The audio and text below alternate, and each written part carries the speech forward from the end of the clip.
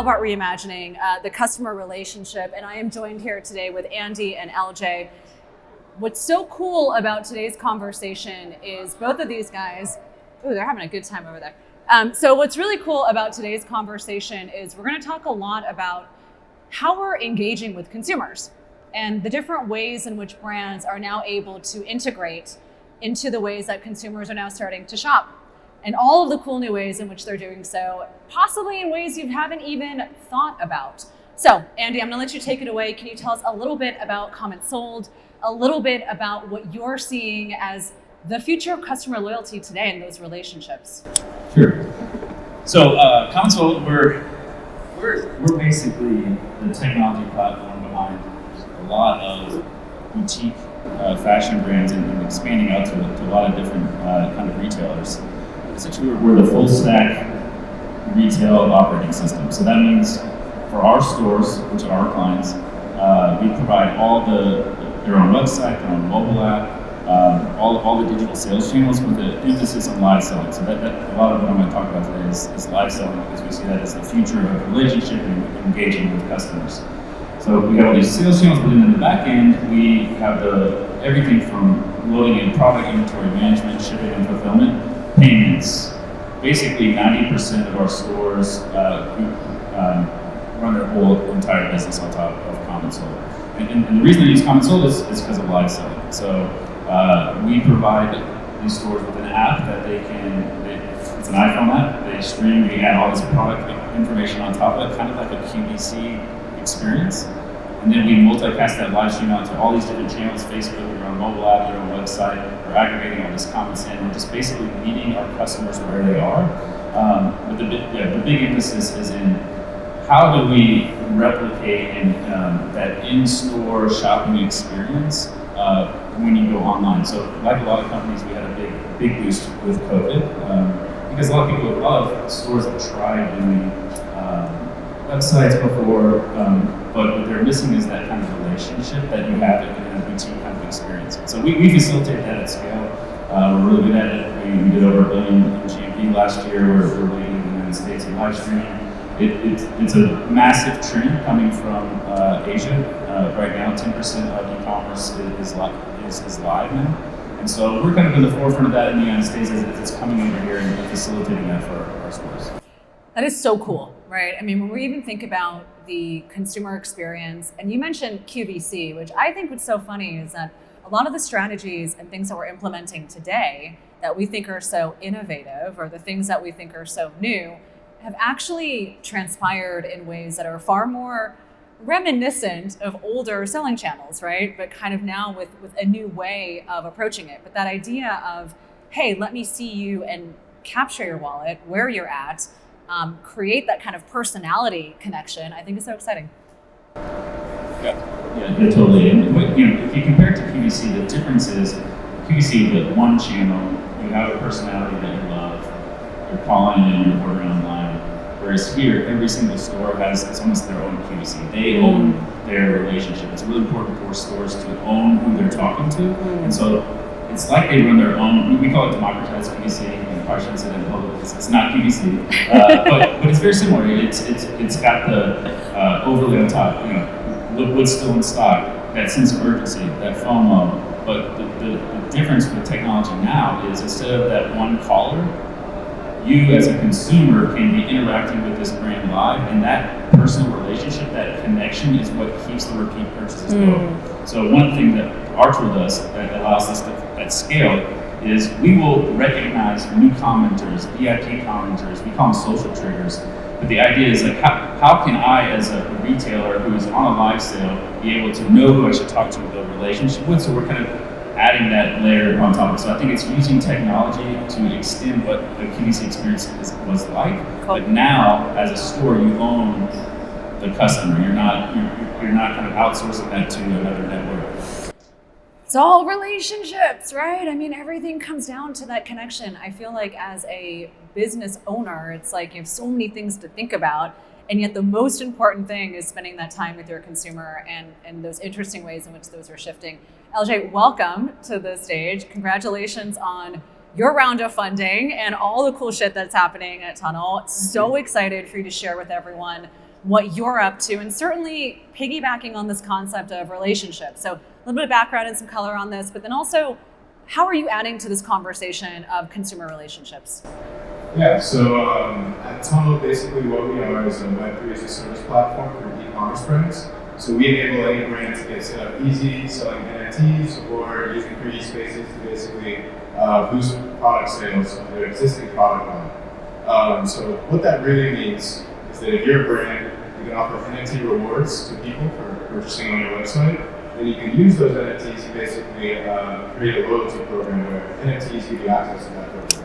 And this might sound a little bit like your normal subscription program like Revolve or Fenty or Athletics, but the kind of beauty of NFTs is that you get to carry the subscription with you wherever you go on the internet. So whether I'm on the brand's website or the brand's hosting a live talk or a virtual fashion show, that NFT can grant me access wherever I go, and it kind of provides the utility to it. So that's what we are at the core of it. But really what they use this kind of technology to do, and what the real, I think, power of Web3 is in community building. Because you can start to verify ownership of your brand online, you can now start to token gate your community is what they call it. It's a Web3 term for basically just creating membership passes and only letting members in. So when you start to create these like close-knit communities around specific products, specific brands, you can start to offer things to your community like perks, discounts, rewards, exclusive content that they can only get from actually buying a brand. So cool, obviously, because I'm such an evangelist and I'm like, oh my God, how do we sell more products to more people, sell them in the ways that they actually want to be sold to, and then start to really think about innovation. Now, what I think is so interesting about Comments Sold, Andy, is really kind of the different vehicles and almost this ecosystem that you're building, right? In terms of how a brand can really leverage your platform. Can you tell us a little bit more about, from a brand's perspective, right? When you have so many things to be thinking about, and obviously there are so many things, how do we leverage a platform like yours to kind of take some of this responsibility off of us, maybe a little bit? Totally. So I think the best way for brands to interact with Console is, so we get 7,000 stores that are going live all the time, right? And so they have this access to a consumer base, and they are curators of brands. I mean, really, we're talking about retailers, but they're almost influencers, and I don't like to use that word, it's loaded. These are micro-influencers in the true sense. They are retailers that have that they're buying goods and selling them. It's really authentic because of that. For brands specifically, one of the things that we're doing in the next couple of months is we're opening up a dropship capability. And the idea here is our stores on average grow 100% year over year through live selling. It's really been amazing, and because of that rapid growth, their inventory constrained or their cash constrained to buy inventory. When you're growing 100% year over year, I mean, to keep that level of growth, you have to buy. So one of the things we're doing for brands is having a way where we take inventory, we partner with brands in a lot of different ways, such that our stores can sell that inventory without taking the risk. We will take some of the risk, but what's cool about that is it exposes our stores to new brands that they may not want to do, right? or they've never tried, and then would resonate with our audience. One of the interesting things we've discovered is that there's a lot of category elasticity with the things that live sellers can sell. And so when you combine that, so even if you're a fashion retailer, you can sell accessories, you can sell candles, you can sell soup, you can sell fish, we've seen it all. Meat, you'd be surprised. Tofu. We have a store that's $8,000 a month and sell live fish on Facebook, which is crazy. That's insane. It's insane. But that's the real opportunity for brands. I think it's like we can facilitate exposing new brands to stores so that they can start having a new relationship with merchants. I think that's really cool. I mean, especially, as we're looking at where consumers are spending their time, right? I mean, we're kind of beyond just this, hey, here's my website, right? I mean, what's so fascinating is today we're all on the stage here and we're talking about things that maybe 10 years ago, people were like, what? Like, we're just trying to sell something on a marketplace, right? Or we're just trying to push a button and and close a deal. But now the ways in which we're looking at those strategies of getting in front of a customer and that repeat purchasing for, and LJ, I want to ask you in terms of, looking at NFTs, right? And obviously we came off the heels and I was all, oh my God, this is where I'll have to do this. But when you're actually thinking about kind of the nuts and bolts, right, of truly being where your customer is, certainly what Andy's talking about makes a lot of sense, right? You're like, okay, I'm going to be in all these social channels. I understand how that works. The back end's easy.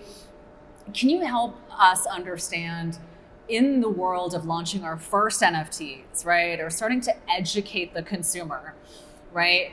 Not all the consumers are there yet. The consumers are on Facebook, right? So they're looking for an easy solution. There's a bit more friction, it feels like, right? When it comes to NFTs. So how are you approaching that strategically?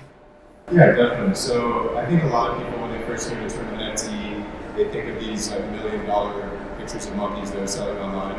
And I think that as we kind of progress through the market, they'll start to look a little bit more like Fortnite skins or YouTube subscriptions than the Picasso paintings. And I think kind of where the consumer gets introduced to NFTs is really important, because right now I think there's a lot of skepticism around, okay, well, if I buy it, where does that have value? And rightfully so, because it's almost like buying a portrait and putting it in your closet, because there's nowhere to show it off. But I think as the technology progresses and as there's a little bit more of a metaverse, as you like to call it, or 3D spaces in which these items have value, and people will start to be able to interact with them a little bit more. And that's what we're doing at Tunnel, is we want to meet people exactly where they are in the buying experience. So we don't ask consumers to go and buy an NFT or create a MetaMask wallet or anything like that. We just attach them to what they're already doing as rewards. So you check out on the existing website and you earn an NFT for your purchase. That NFT acts as your membership to that brand. So it's really these concepts that people are already familiar with, like a subscription, but it's just this new technology and phrases that have been put around it that I think make people a little bit confused and scared of it. But I think that as people start to understand that, and it'll be a little bit more of an easier transition into this space. Very cool. So tell me, so if I were to, have a subscription NFT, right, where, and I'm a customer, where would that live, right? Like, how would I know that I have it? Yeah, so two parts to that. So on one part, it lives technically in like a wallet, crypto wallet. So just file storage. But then for the other part of that, Tunnel actually has its own 3D spaces. Tunnel is a noun, so everybody on our platform gets their own tunnel. It's like a 3D MySpace. It's your immersive, customizable space on our platform. And when you buy something from your favorite website, you check out, and now I get this NFT as a reward. That NFT lives in my 3D space, my tunnel. These tunnels are actually kind of a social feature, so I can follow Andy. I walk through his tunnel, his virtual space, and I see all of the products that he's bought. So I'm like, this is a dope shirt, that slaps.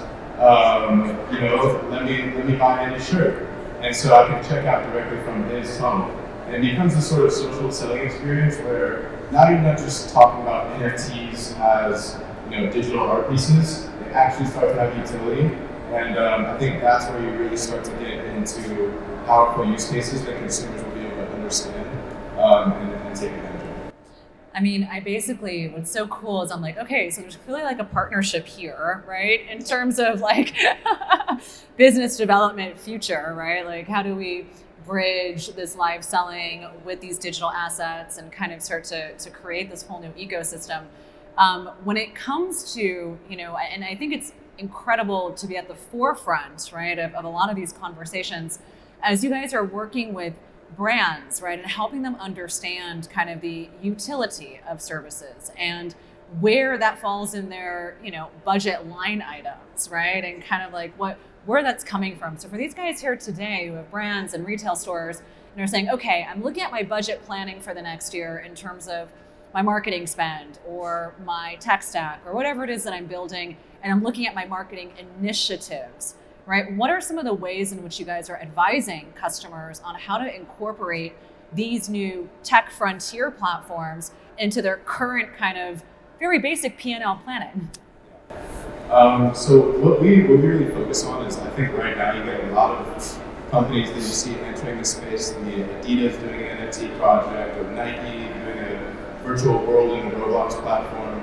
Those are like big spend and line items. They're not every brand can afford. But the reason that we're basically plugging into existing e-commerce websites through our Shopify app is because it is affordable. It's an easy upstart solution. So it doesn't cost any more than your normal loyalty program subscription or anything like that. We think that that's something that every brand will be able to digest and be able to kind of implement into their existing solution. So we definitely understand that, one, people don't necessarily have the time, knowledge, or resources to devote to this type of thing and understand all the different parts of Web3. But we really want to make it just as easy as Shopify makes setting up an e-commerce store. So that's our whole focus, is meeting people exactly where they are today. Yeah, I would say when we're talking to brands, there's two main paths. It's really what do you want to do? Do you want to embrace live selling? Seems interesting. It's coming. As a brand, do you want to be a live seller?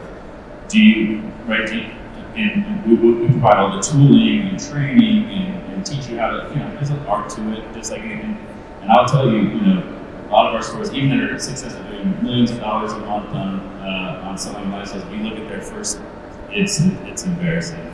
We have one that looks like there's a terrorist ransom video in some warehouse. I mean, it was awful. Buy my sweater. So there is an art to live selling, and so we say, are you brand? Do you want to go live selling? We got the tooling; it's really easy. You can handhold it all the way. But it's not so much just doing a drop, like, oh, we have this big event and we have all these people watching and we're dropping a new item.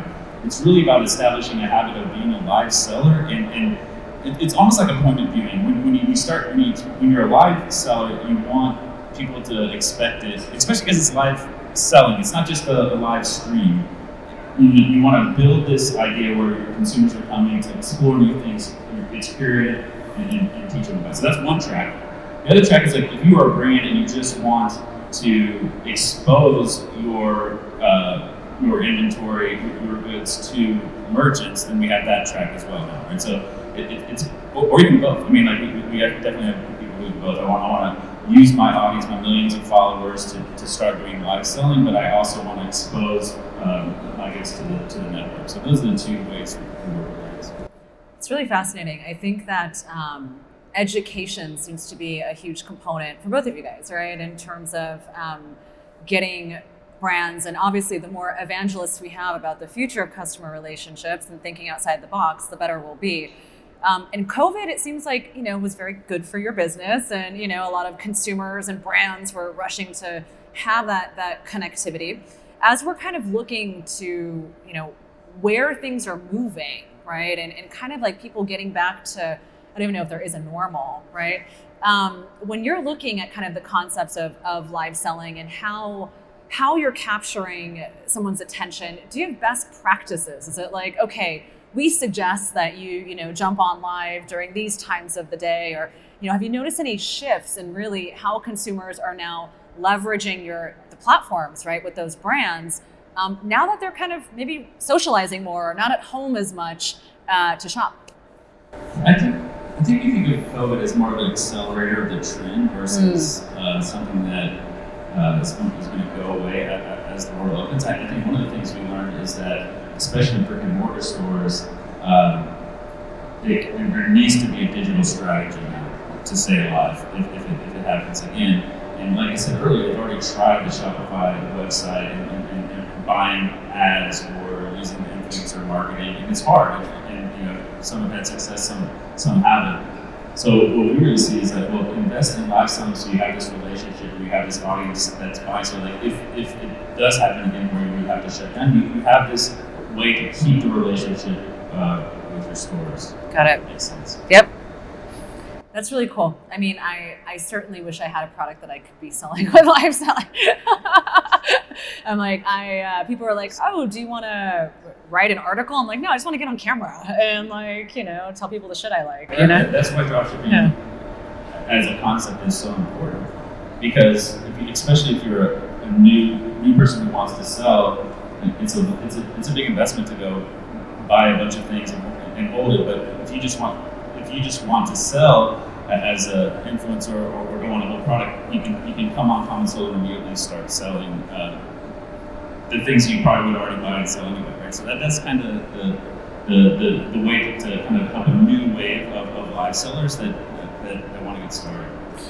I love that. And it feels like at the bedrock of everything is kind of community building, right? And I think that's like an important concept, right? I mean, you have to have the desire to get on camera. When it comes to launching NFTs, you have to educate your consumer and kind of make sure they're along the journey with you. In terms of how you guys are working with the brands, to kind of help them collaborate on strategy, are you guys finding that mostly brands are coming to you and they're like, hey guys, like I want to do this thing and I want to work with you. But is there any sort of collaboration on strategy together? Yeah, I think, for us, this is a new way of doing things that brands have been doing for a long time. So building community, doing loyalty programs, creating a holistic experience, and like you were saying, an ecosystem around your brand. One thing that we talk to brands about achieving through kind of Web3 is the Disney effect. So if you look at Disney, they're one of like the biggest community builders and brand builders in the world, and best at it too. But that's because they have this special flywheel where I go see the Cars movie in theaters, I then go to Cars World at Disneyland and get to immerse myself in the experience, and I buy a Lightning McQueen shirt. The next time Cars 2 comes out, I'm more inclined to go see it because I've been entrenched in the brand. And prior to kind of the invention of digital spaces and 3D spaces, that whole flywheel has been something that's reserved for brands like Disney or brands that can afford to do sort of a brick and mortar retail shop and give their consumers that sort of experience. But now with these 3D spaces and 3D storefronts, any brand can kind of create that same immersive experience online. So that's kind of what we're helping our brands do is build an ecosystem around themselves where people can really immerse themselves, become a part of the brand and part of the community by owning the NFT, and also having a space where they can gather and have a shared experience with the brand. Yeah, just to put that on the community, I can't think of a more authentic and really, how do you build community if that brand is the face of the brand or is directly interacting with people in real time? I don't know how it can be any more community than that. Maybe just because there's a group of people watching at the same time and they're chatting back and forth. I mean, it is truly community, right? And I think it's a buzzword. How does a brand build community? What we're doing is literally there is a community live talking to each other. This community can mean a lot of things, but I don't know how you define it more than that. Like they're in it, shopping together for this brand. That's. So what if I'm shy? As a seller, what if I'm shy? I mean, I'm not, but what if I'm a shy seller and I'm like trying to, I'm like, okay, I know I need to do this, right? I mean, I think it's very clear. It's like, everyone here today is probably like, okay, get in front of my customers. I got to talk to them. I have to engage. And a lot of people are like, I'm just kind of scared. And, I know I need to, but I don't know how to, or I'm scared. How do you get over that fear? This is like coaching. This is like, without making too much selling. It's coaching. We have XQVC live coaches. Cool. We have one of our big things that we are a platform, but we're very service oriented. So every store comes on, we have a white glove onboarding, and part of that is how you go live. But I think more than anything, it's a learning skill. Even the people who are killing it on live sales, they were terrible when they started. So you grow and you're uncomfortable.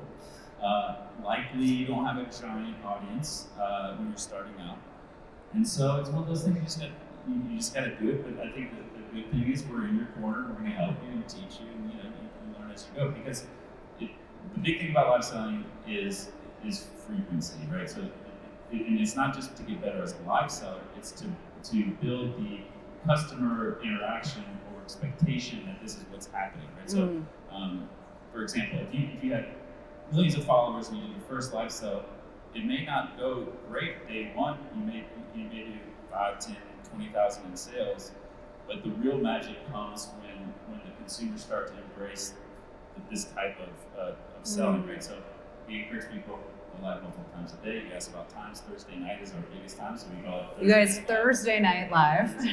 This is when we go live. That's when our customers, they got their wine, they're sitting down to shop, and it's a good time. Cool. I love that. So guys, anyone here in the audience, has anyone tried live selling and getting in front of their customers? And, is everyone just scared of going live? We have a lot of people who need coaching in the audience. I think everyone's a little gun shy. And then yes. 1 second. Carolyn's going to come by with the mic. Your customers, where do they see it? Does it go to their Facebook? Does it go to their email, Instagram? So 50,000 people on Monday. Yeah, so the store uses our app to film themselves. We put all the product information and we multicast it out at the same time. So we're going live on your Facebook page. You can go live on your private Facebook group. If you have a website, you can embed a widget and go live there. And then you can get your own mobile app, which is actually where we do a ton of our business, because what happens is, so all the channels at once, we're on Facebook, there's some other social networks coming shortly. But the idea is, instead of going live on one network, you can go to all at the same time, aggregating all the comments in one, and then you're not beholden to one network. Because we know how algorithms change. If you've been around a little bit, you remember when the Facebook pages were like magic, and then everything changed. So we really like the retailer on their own destiny, right? And so it's multicast out. Can I put some paid advertising behind that as a way to people saying in San Francisco area as possible? Yes, you can put paid advertising behind it. That's the question. Paid advertising behind the live selling. Yes, you can, and what we've seen the most success is doing ads to mobile. So one of the things that's interesting that's happening is when you have the mobile app, you truly own the customer experience, because on your app that we provide for you, whenever you go live, if they have that, they get a push notification, right? And not having to go through the social networks to get that notification. The class time is faster, so the people with the app are actually, if you have FOMO about trying to get an item that they don't have much stock of, a lot of the things that do really well in buy sales is if you have a lot of SKUs and low inventory per SKU, because it's kind of this FOMO thing, like who's going to get, you see all these comments and you have to act fast to get it. So I lost my train of thought. So I would say if I was doing ads, I would either direct them to the live sale on your website or on the mobile app, and we're just seeing fantastic ROI on this, because it's a little bit different when you advertise this way, because you got to think of it like an LTV of a customer versus kind of an AOV calculation. Like, it's not return on ad spend for the first purchase, because this is so relationship driven. What it really starts to look like almost like a subscription SaaS advertising model, because I'm buying shoppers, not that purchase, and because it's relationship and the way live selling works, the repeat purchase rate is so high. So when you're considering ad spend against live, you have to think about it a little bit different. It's not about the first checkout. It's about getting a user that's going to buy over and over again. And when you look at that, the return on spend is phenomenal. Cool. Any other questions about how we can properly execute using Common Salt? Because I think that that's a fantastic insider piece of information that you just shared with everyone that I would not have asked. So thank you for that. For a brand that was just starting out, so like only 2 or 3, maybe 5 items, maybe different colors and styles, but that has a very small limited number of offerings. Good question. Don't do it. Like, in all honesty, right now we just, because of the high repeat purchase, what we see is you want to be able to sell to the same audience a lot of times, and so we've actually it doesn't always work when you just have a few SKUs, and the reason is because when the audience comes back the next time, what are you going to sell them, right? I would say the best opportunity console for something like this is to try to put the brand so that the other stores can see it, so that, right? And we can work on, like, if you're really worried about what type of store is selling your brand, like, you don't have to sell all like, there's all kinds of sellers. So that would be, or just a little more SKUs. More SKUs. Yeah. That's a fantastic question. So in terms of, like, and obviously this conversation today is so broad, right? It's like there's so many ways in which we can take this and engage with consumers and look at measuring value. LJ, for yourself, as you guys are looking at, the value add, right? It's very easy to see, like with comments sold, okay, here's how we start to calculate, lifetime value. There's kind of almost a traditional revenue model that's associated with that I think is kind of easy for most people to kind of understand, right? When you're looking at, obviously, loyalty programs, which I think, again, people understand the value of loyalty programs. How are you kind of helping them, and what's kind of the way you look at lifetime value, right? Or how you're kind of looking at the longer term timeframes when it comes to things like NFTs? Yeah, so we're definitely thinking of it on the lifetime value aspect too, because it is more of a community building and customer retention tool, just like a loyalty program, like you were saying. And I think with the sort of NFT-based loyalty programs, we get a bit more granular with the types of loyalty that you're getting. Because, let's say I buy these shoes and I get the NFT replica of these shoes. So now they might have this exact pair of shoes instead of just a one-size-fits-all subscription. So now maybe I have to have these shoes in order to get the next pair. And the other people that have other pairs might not be able to get them. So you can start to kind of gamify your shopping experience based on ownership of certain products. You start to, build communities geared towards different parts of your brand. Maybe some people just buy sweatshirts. Maybe some people are more into shoes or accessories. You can start to kind of build communities around different sections and different aspects of the brand. And I think when you think about like the lifetime value of the customer, it really just grows the brand connection with that customer. Because we talk about NFTs a lot here, or I'm talking about NFTs a lot, but these NFTs live in 3D spaces that your brand owns. So it is your own basically personal 3D storefront. And I think that the upfront kind of customer capture and funnel changes a little bit in that aspect, where you're not necessarily going from traditional marketing funnel and then converting the customer from a one-time purchase. You're really trying to engulf them in your ecosystem, kind of get them in this flywheel, like I was talking about the Disney example, where they're experiencing your brand, they're purchasing items, and those items are getting them more access to more experiences, and it kind of starts to grow their relationship over time. Can I ask a question? So, I think what you're doing with this last is awesome. So I think it's really cool to do loyalty, get like proof that you bought something, right? But like a lot of, I'm a geek, so I'm all this NFT stuff. A lot of the hype is about, like you mentioned, the gifts and flipping. Basically, it seems like a lot of people are trying to flip NFTs and make a bunch of cash and all this kind of stuff. Is there any part of this where you're selling these NFTs, or is it just more kind of proof that you own it, and you can show it off, but also like if you have a style, people can see it. I think that makes total sense. But what is there? You own the NFTs. What do you do with it after that? So that's one of the really cool parts about NFTs is that as an NFT owner, you actually own part of the community that you're in, because you can then turn around and sell that NFT to somebody else who wants access to that community. So if you think about it in a way of like, let's say when what's a good brand? Let's say like when Jordan first started, they launched 10,000 NFTs that they gave away to people whenever they bought a pair of Jordans. There was only ever 10,000 NFTs made. Everybody who got one of those NFTs got exclusive access to the next drop. They got discounts on all the products. They got basically like carte blanche access to the Jordan brand.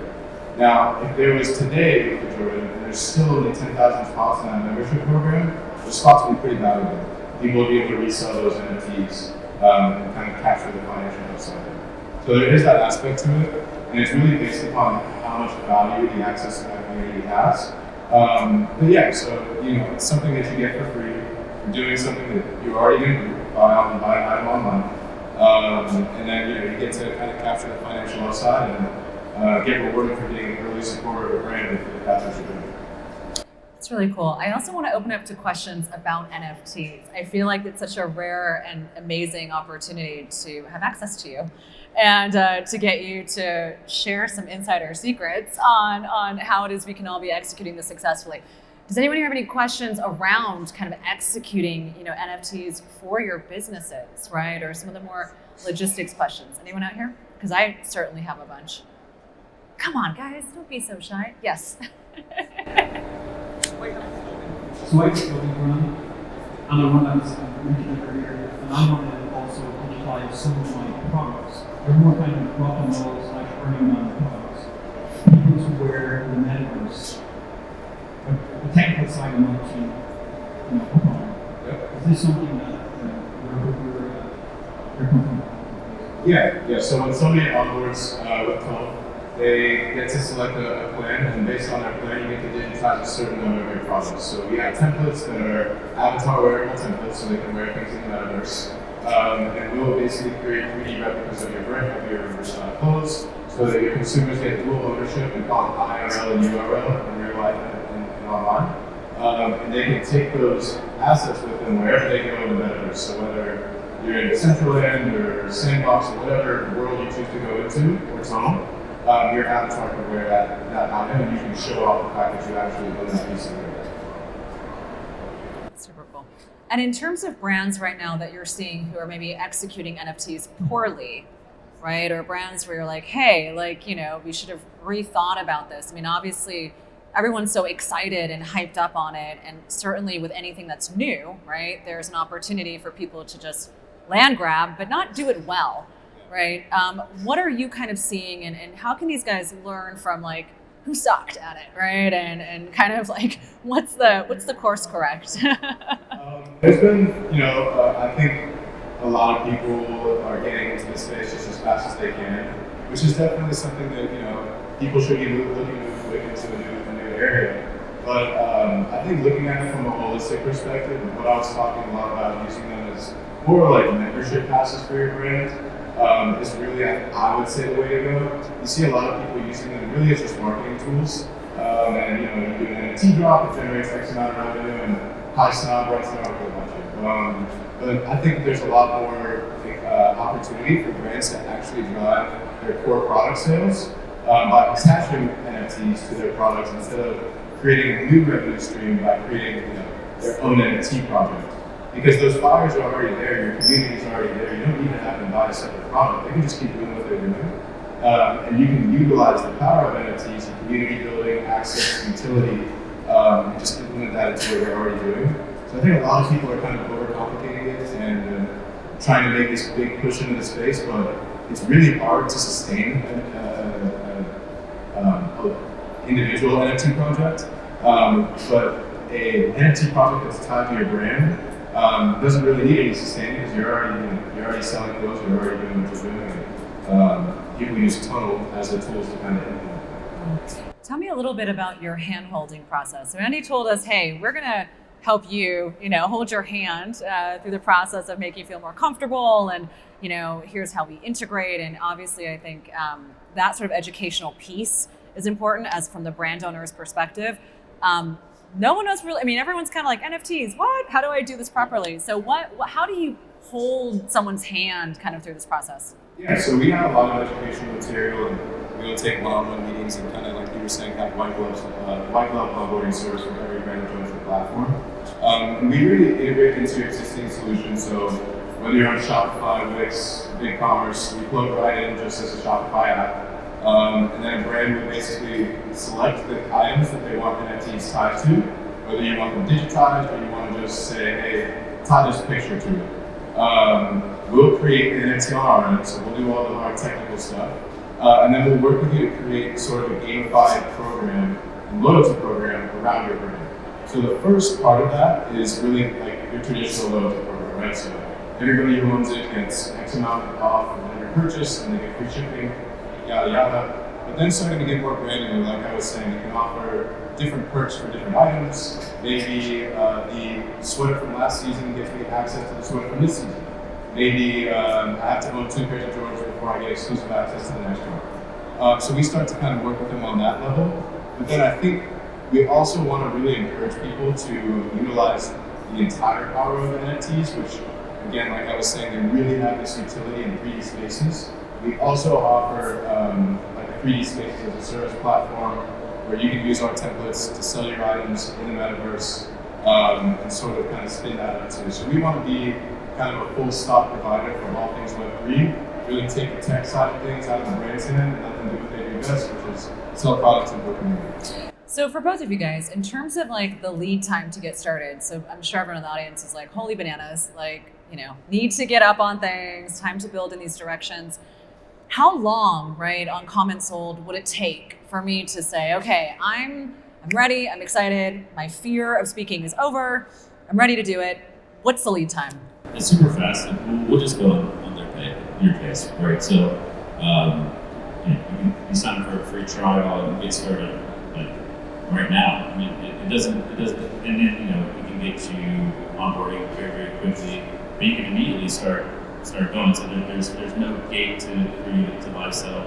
I think you sign up for an account, you hook up your Facebook, you hook up a payment process if you don't have one above you, and load a couple products and go. So it is pretty quick.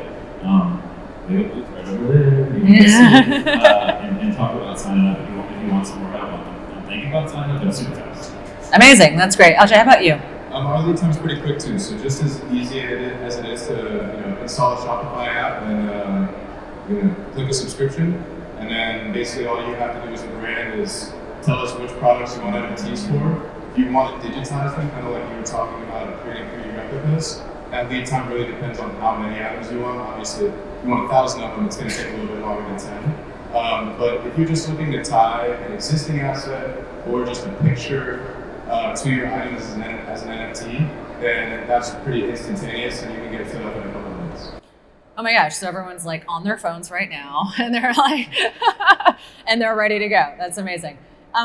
So as we're kind of looking to the future, right? I know it's so amazing to have two very different kinds of technology here that's driving the new ways in which we look at customer relationships. But beyond your scopes, looking into the Jetson era of how we're going to be existing in this world, communicating with consumers, obviously all of our dirty laundry is on the blockchain pretty soon, right? And that's, terrifying and good and bad, and everyone will have their own opinion, less tax evasion, but we're also at the same time becoming more digital, we're also craving more physicality, right? And we're craving communication and seeing people and getting to meet them face to face. As you guys are kind of individually looking into crystal balls, and I won't hold you to it, but if you're back here in August, we'll do a check-in. How are you seeing consumer spending and relationships, and where do you think the future of this is? And how can we, I'll piggyback on that, how can we do a good job, right? When there are so many things that we need to do, and there are so many ways in which the consumers are demanding more from us. So first is crystal ball into the future. And the second is, what are some important priorities that you think we should all be focusing on as brands and retailers? Andy, take it away. I can't see too far in the future, only a few years, but I just think it's going to be crazy to think that we will buy in e-commerce with static images and even videos, because when you compare that to live or video, but really static, think about it, like going to a website and like seeing static images, like looking through the pictures and thinking if that fits or doesn't. It's not the way it's going to be. So we're obviously heavy believers in live and video, but the reason is if you're a consumer and you're watching, you start to know what fits good on that model. They talk about how it fits. They talk about how it feels. It impacts return rates because they know so they're not going to return it as much. So I think just a simple thing is I think it's 10% of e-commerce in Asia now. I don't know what percent it'll be in a few years here. I think quite a lot. But I just think it's going to be, we'll look back, it's just kind of silly and barbaric to be looking at images of things. And similarly, in the metaverse, like you can experience it in VR also. That's related in my mind. I think that's as good as I can do with crystal ball. I love that. I love this idea of like opening up a website and then just kind of being transported into it and being able to shop and experience and, touch and feel things through, I don't know. I mean, maybe it's an Oculus, maybe that's too far, but this idea of emotional selling through immersive experience, I think is pretty incredible, And like, I don't know how many people have actually tried Oculus and Metaverse in this crowd, but I wasn't a hater, but I got an Oculus over the holiday. It blew my mind how much it has progressed in the last couple of years. So if you've done it, if you tried VR, the first Oculus, and this gives me a headache. I mean, I look at one of my favorite things is to bring people over the house, and especially kids that put that on for the first time and they're just blown away. And it really, if you haven't tried it, you can see it's the future. It's not hard to envision. No, definitely. And I think we're right now, kind of like you were saying, that big progress in the technology and the hardware. I think right now we're kind of like where we were in like 2008 when the iPhone first came out.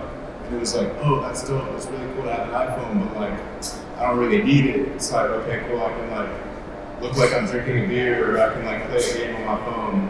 But once Instagram and Facebook and Snapchat started to come around, it's like, all right, now you kind of have to have a smartphone, or else you're really missing out. I think the same sort of thing will happen as VR tech progresses and sort of augmented reality gets into things too, is that you're going to start to see more applications, hopefully like Tunnel. They kind of make these things more of a necessity in your everyday life and something that's going to really create like a whole new, consumer experience as opposed to just the entertainment aspect that you see today.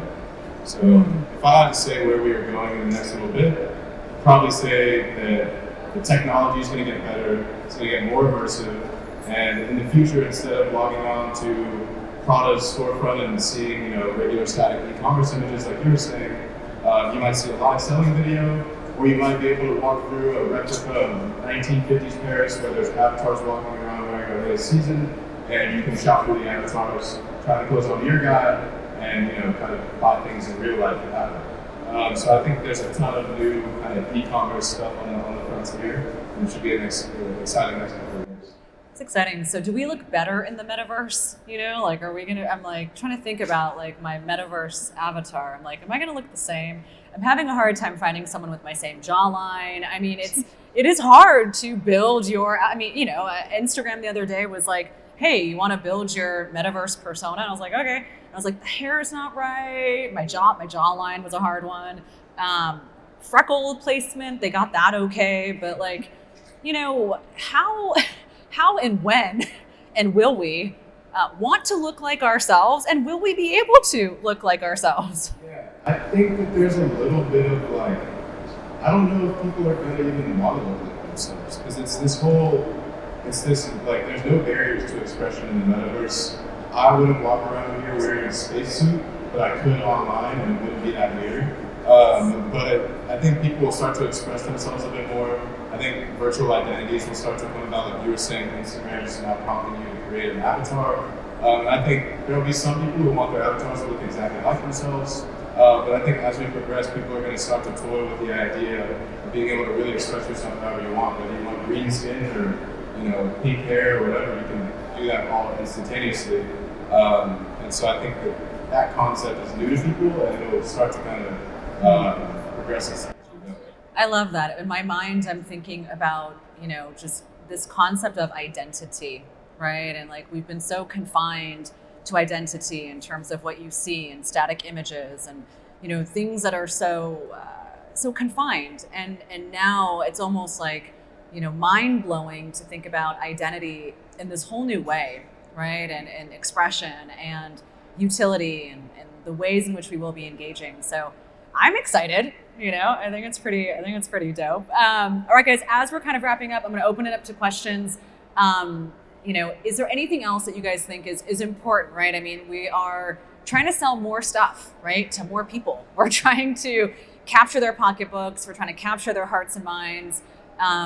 Any ways in which you guys want to leave our audience with thinking about the future, and most importantly, how can they find you? Because you guys are a part of creating this future, and I'm sure all of them want to be able to get in touch. Yeah, I mean, I think for anybody who's interested, or even if you're uninterested, I'd say just check it out. It's not that scary. Go Google NFTs and maybe buy one for $20. You don't have to spend thousands of dollars to get into it. I think it's really, really interesting, and from what I've seen, when people actually try it out, it's a lot easier to understand than you think. I think there's a lot of new terms for the same old stuff that we've been doing for years, and it kind of scares people off. So I'd say don't be scared of it, embrace it, use it to supplement real life, make real life better. Don't use it to replace real life, because I think that's where also a lot of people get scared of it. It's like, why are we moving everything online? I think it should just be used as something that boosts real life. So I'd say view it in that way, and if you are interested in tunnel or just want to talk more about this stuff in general, you can follow us on social media at tunnel.world or look us up online at tunnel.world. Cool. Thank you. Andy.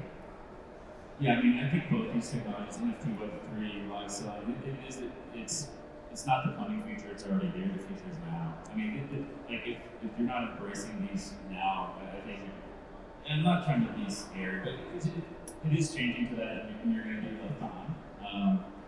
I mean, look at COVID, just as an example, the stores that were doing this already thrived, in the pandemic environment. So that's my encouragement. Check out Tunnel, check out Common Soul. Operators just being by. Amazing. We have a booth right in this corner. If anybody wants to talk more, we'll be there. But it sounds like super easy to sign up for. You can go and give it a try. So this time next week, everybody is going to be live selling, and they're going to be launching NFTs. All right? Is that yeah? Okay. Yeah. I see a lot of heads shaking yes. Thank you guys very much for joining us today. We're going to stick around for some questions if you have things you want to share, ideas you want to float by. But this has been a really fantastic and engaging conversation. Thank you both very much. Thanks. Yeah. Oh, great. Oh.